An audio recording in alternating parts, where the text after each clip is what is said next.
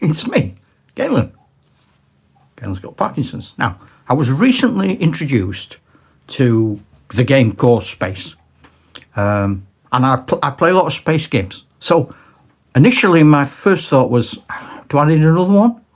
But then the pal I wargame with really likes it and he wants to play it. So if I want to wargame that game, I need to wargame it with him and I need to learn it. I need to get on board. Now, I reviewed spacey games recently and I did things like Stargrave, and it has been pointed out to me that I might not have been fair on Core Space. And I agree. I'd only played it once and I'd not read the book. But I've been given the book and strict instructions to look at it properly.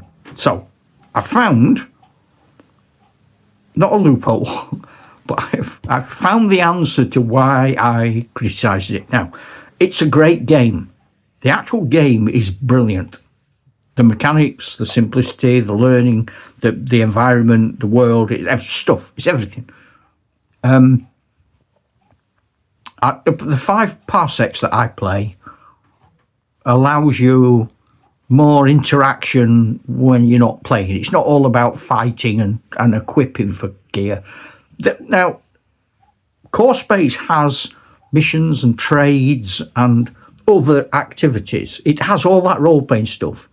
And when you get to the advanced section, and I'm going to look at page 118 now, it starts to answer some of the questions that I had about, was it for me?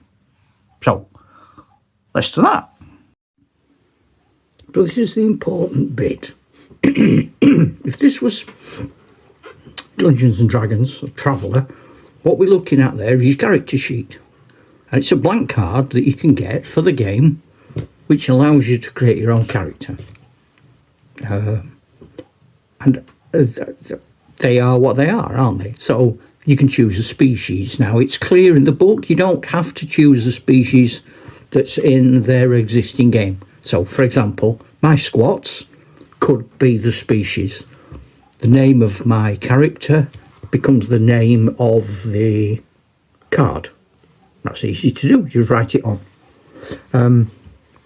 When you come to choosing your statistics, instead of throwing dice like you might do in a lot of games, Traveller and Dungeons and Dragons, you make decisions. So, for example, on your health potential, you've got a minimum of 3 spaces with 2 points per space.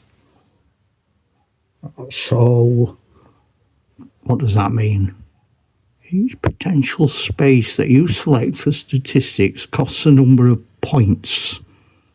Oh, okay. So if you had 3 point spaces of health, that would cost you 6 points. Actions. You've got to have at least 1 space, 4 points per 2 spaces, maximum of 2 spaces, unless the career has 3 levels. I'm sure if I think about that really hard until my brain hurts, it'll make sense.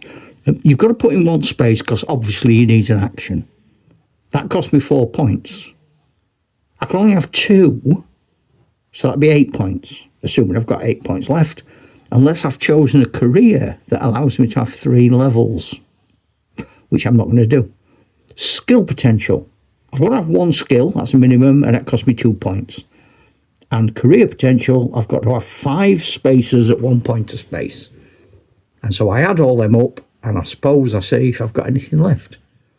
And then careers, I assign careers and spaces to a career track following these rules. Start assigning space from the left-hand side, blanking out the unused spaces on the right. A trader does not have to have all 3 levels. Each level must have at least 1 or more space assigned to it than to the level below. Right, hang on. Each level must have at least 1 or more spaces assigned to it than to the level below. I suppose that's why they get longer, isn't it? you cannot assign a space to level 3 unless level 2 has 2 spaces assigned, which requires level 1 to have 3 spaces assigned. Okay, right. And then you've got default values with health, and that's like maximums. Action, default is 2. Skill, default is 3. And the career, the default value is equal to half of the spaces assigned to level 1, rounding up.